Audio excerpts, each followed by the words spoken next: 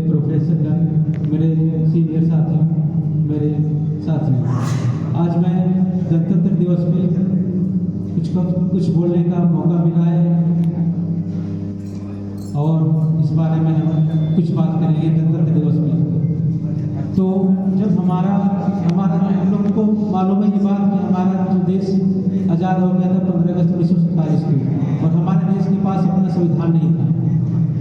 तो संविधान जब तक नहीं था तब तक हम लोग हमारे जो संविधान सभा थी उसमें भी कार्य कर रहे थे, लेकिन भारत शासन अधिनियम 1935 था उसके तहत काम कर रहे थे। और हमारे संविधान को बनने में जो 2 वर्ष 11 महीने 18 दिन लगे, उनमें महत्वपूर्ण बातों की हर एक बातों की चर्चा की गई उसमें, और समय लगा क्योंकि अन्य देशों के संविधान को जब हम देखते हैं, जैसे अमेरिका का संविधान हो, तो अमेरिका का संविधान जो छोटा है क्योंकि उनके जो 50 राज्य हैं उनका अलग अलग संविधान है, अलग अलग झंडा है, लेकिन हमारे जो भारत का संविधान है वो एक संविधान है। और इनकी सारी बातों में लिखना, हर एक बातों में उसमें समय लगा। और आप जानते हैं कि हमारे जो संविधान निर्माता थे उसमें से जो प्रारूप समिति थी उसमें 7 सदस्य थे, उसके अध्यक्ष थे B.R. अम्बेडकर, और सारा जो ड्राफ्ट तैयार करने का काम उन्हीं को सौंपा गया था। और जब ड्राफ्ट तैयार करने के बाद भी ऐसा नहीं है कि वहाँ में काफ़ी सारा और सर्वसम्मति से फैसला लिया जाता था कि क्या है। और ये खूबसूरती है, एक समय था जब एक बार की बात है, जब B.R. अम्बेडकर स्कूल गए थे और उनको बाहर बैठा दिया गया था। तो उनके घर आए, अपनी मम्मी से पूछे कि माँ हमको तो बाहर बैठा दिया गया, वो बच्चा छोटा बच्चा। तो माँ ने कहा कि बेटा अभी उस समय जो शासन चल रहा था, जिस संविधान से चल रहा था मनुस्मृति, तो उसमें यही माँ ने बताया कि जो अभी किताब है उसमें तुमको बाहर लाने के लिए उसमें है। तो उन्होंने उसी समय सोच लिया कि नहीं, जिस दिन हम बड़े होंगे हम वो किताब लिखेंगे जिसमें सबको बराबरी का हक होगा, कोई बाहर नहीं बैठेगा, सब एक साथ बैठेंगे, एक साथ पढ़ेंगे। और उन्होंने वही किया। तो आप पूरा संविधान को जब देखते हैं तो पहला जो मौलिक अधिकार हमारा है, शुरुआत होता है अनुच्छेद 12 से 35 तक। तो सबसे पहला जो अनुच्छेद है 1418, उसमें जो 4 प्रकार की समानता की बात की गई। तो हमको यही लगता है कि जब B.R. अम्बेडकर ने जो झेला समानता असमानता, तो सबसे पहला उन्होंने यही कहा कि लोगों को समानता मिलनी चाहिए, बराबरी मिलनी चाहिए, और सिर्फ दलितों के लिए नहीं, सबके लिए बराबरी, और महिलाओं के लिए खासकर जो महिलाओं को बराबरी नहीं मिलती हर एक क्षेत्रों में। और आज हम जहाँ पे हैं एक साथ पढ़ रहे हैं, तो ये संविधान की वजह से। और हमें इसीलिए अगर हमारे देश में सबसे कुछ ऊपर है और संविधान, और हम लोग संविधान जो 26 जनवरी को मनाते हैं, इसका भी रीजन है कि हमारा देश 15 अगस्त को आज़ाद हो गया।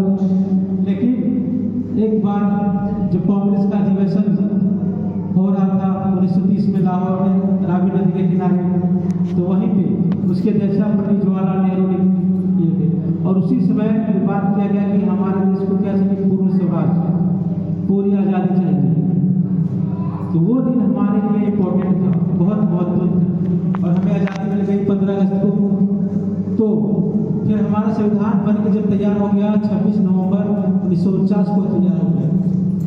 फिर हमारे संविधान सभा के सभी लोगों ने ये सोचा कि कुछ हमारे लिए महत्व दिया गया कि नहीं, 26 उस दिन हम लोग गणतंत्र दिवस मनाएंगे। और इसीलिए हमारा जो गणतंत्र दिवस मनाने का जो डेट रखा गया 26 जनवरी को रखा गया, क्योंकि ये हमारे लिए बहुत इम्पोर्टेंट है। और B.Ed का प्रशिक्षु होने के नाते, और जो शिक्षक होते हैं जितने भी प्रोफेसर जो हमारे देश के बड़े बड़े महाविद्यालयों में, यूनिवर्सिटियों में जो, और वही हमारे देश जैसा शिक्षक चाहेंगे देश को बनाना वैसा बनाते हैं, तो शिक्षक की महत्वपूर्ण भूमिका हो जाती है।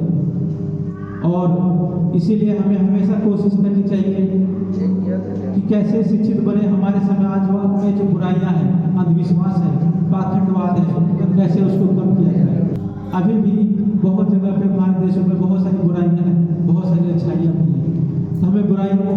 और हमें जितने भी हमारे जो साथी हैं और आने वाले जितने भी प्रशिक्षु हैं, हम यही उम्मीद करेंगे कि हम सब एक साथ मिलकर अच्छे देश तभी महान होगा।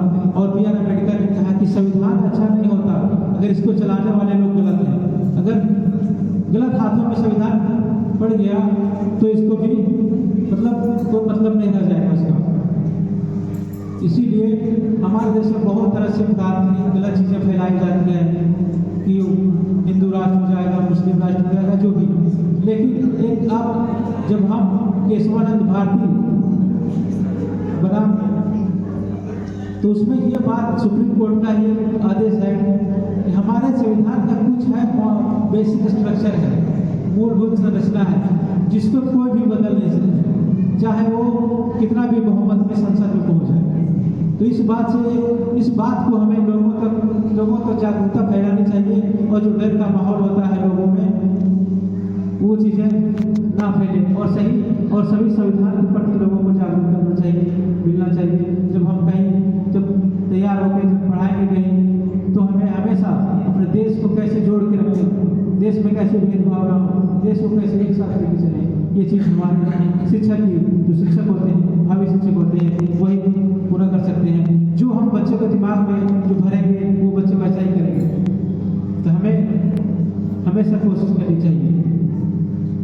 और अगर हम देखते हैं, क्योंकि हम लोग सब बहुत उम्र में छोटे जैसे भगत सिंह की उम्र कितनी थी, बहुत कम, खुदीराम बोस बहुत कम उम्र, बहुत सारी महिलाएं हैं जिनका हम लोग नाम भी नहीं जानते और बहुत सारी महिलाओं ने उम्र जानते हैं। तो क्या सोचते हैं, क्या आज हम नाम जान पाते नहीं? बी आर अम्बेडकर सिर्फ जो पढ़ के आए उनके पास 32 डिग्रियाँ थी, वो चाहते थे तो आराम से विदेशों में रह सकते थे, आराम से बहुत बड़े आगे बढ़ सकते थे। लेकिन क्या चुना, हमारे देश में जो समस्याएं हैं, बुराइयां हैं, उनको खत्म करना है। और वो लड़ते रहे। जो रात में एक बार पढ़ रहे थे तो एक पत्रकार ने पूछा कि आपको लगा हमारे देश के लोग, हमारे समाज के लोग सो रहे इसलिए हमको जागना पड़ रहा है, और बहुत सारी कठिनाइयों को झेला। समझिए कि बी आर अम्बेडकर ने कितने चीज़ों को झेला और संविधान में उन बातों को सबको बराबर रखा। एक तालाब से एक जानवर कुत्ता पानी पी सकता था, लेकिन एक इंसान नहीं, उनको खत्म किया।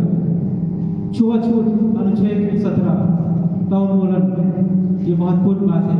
आज हम लोग साथ में जब बैठे हुए हैं, चाहे गर्ल्स हो, बॉयज हो, जितने भी एक साथ हैं, ये हमारे संविधान की वजह से, और संविधान को हमें अच्छे से जानना चाहिए इसलिए, और हम समझेंगे और आगे भी समझाने का प्रयास करना चाहिए हमें सभी लोगों को, साथियों को, और हमें और हमारे जो गुरु हैं उनसे हमेशा जुड़े रहना चाहिए, सीखना चाहिए हमेशा कुछ नई बातें, क्योंकि गुरु को ही जो देव होते हैं देवता से बढ़कर माना गया है। क्योंकि जो गुरु होते हैं वही हमें ये ज्ञान वो हमें बताते हैं ये भगवान है, ये देवता है, इसलिए हम जान भी नहीं पाते।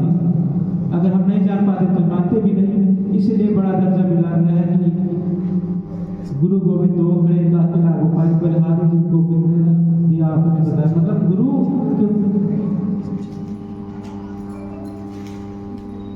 तो इतना ही कहकर मैं अपनी वाणी को विराम देता हूँ। जय हिंद, जय भारत, जय भीम।